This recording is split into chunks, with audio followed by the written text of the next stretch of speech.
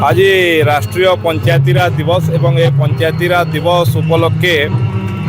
सारा ओडिशा रे ये ग्रामीण गणतंत्र को सुदृढ़ करवा ग्रामांचल को स्वावलंबी करवा ग्रामांचल को आत्मनिर्भरशील करवा एवं साधारण लोकर समस्या को समाधान करने दिगरे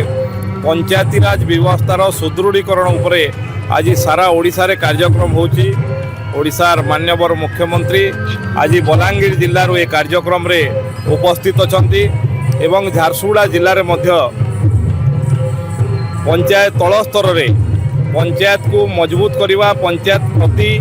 लोकंकर व्यवस्था लोकंकर आस्था भाजन हवा पई